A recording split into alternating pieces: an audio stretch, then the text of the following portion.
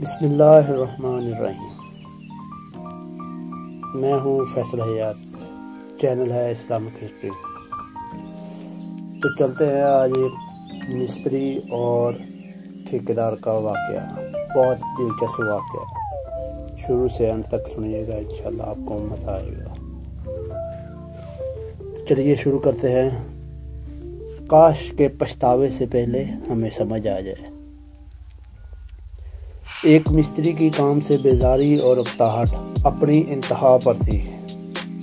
اس سے پہلے کہ کوئی بدمزگی پیدا ہوتی، اس نے ٹھیکیدار کو جا کر اپنا استعفیٰ پیش کر دیا۔ ٹھیکیدار ایک رحم دل اور شفیق انسان تھا۔ اس کے پاس ایک سے بڑھ کر ایک کاریگر تھا، مگر اس مستری کی کچھ انوکھی ہی بات تھی۔ وہ ہوتے ہیں نا کہ کچھ مستری جو دل لگا کر اپنے شوق سے کام کرتے ہیں۔ جہاں تک معاوضے اور دستور کے مطابق بود و باش کی سہولیات تھی، ٹھیکیدار نے ایسے ویسے ہی خوب نوازا ہوا تھا۔ اس مستری کی کام سے لگن اور محنت بھی قابل رشک تھی، مگر ایک دن یہ بھی داغ مفارقت دے جائے گا کہ یہ جو مستری کی کام سے لگن اور محنت کی، ایک دن یہ بھی جواب دے جائے گی۔ اس کے بارے میں کسی نے نہیں سوچا تھا۔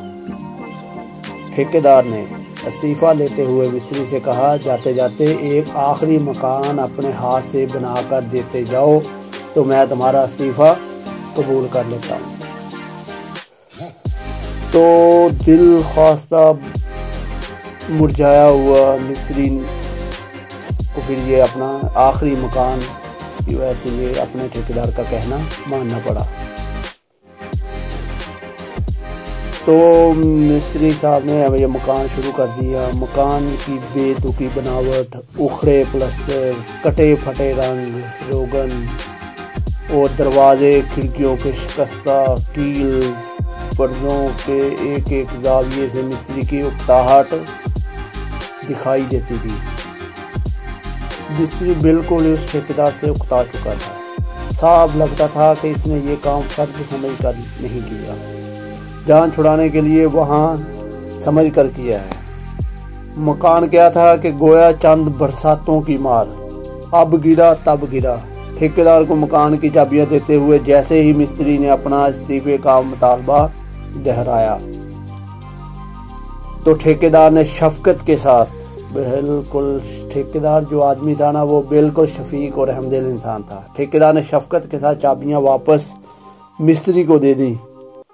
کہا، میں تیرا استعفیٰ قبول کرتا ہوں اور یہ والا آخری مکان تیرے لیے میری طرف سے انعام ہے۔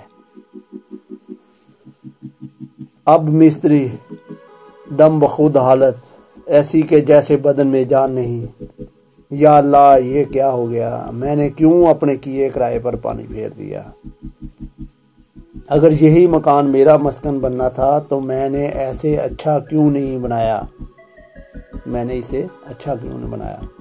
لوگوں کی زندگیوں میں رنگ بھرتا رہا، خود اپنے لیے یہ بدرنگی کر ڈالی۔ کاش کاش کاش، مگر صرف حسرتیں تھیں۔ تو ناظرین، کچھ ایسی ہی مثالیں ہماری زندگیوں کی ہے۔ ہم بھی ساری زندگی محنت کرتے ہیں، حلال حرام میں فرق رکھتے ہیں۔ زندگی کے کسی لمحے میں خیال آتا ہے کہ سبھی کر رہے ہیں، ایک بار میں بھی کر لوں۔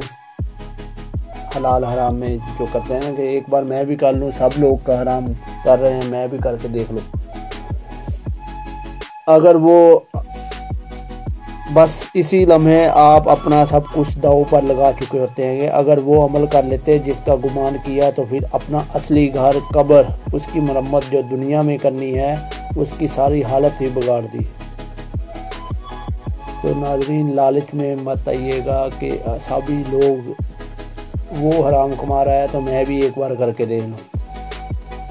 ہماری زندگی میں کیے گئے اعمال اور خاص طور پر نماز کی ہوتی ہے، جس پر اللہ رب العزت تو بے نیاز ہے، مگر ہم ان سب کو اچھا کرنے کے محتاج ہیں انہی پر۔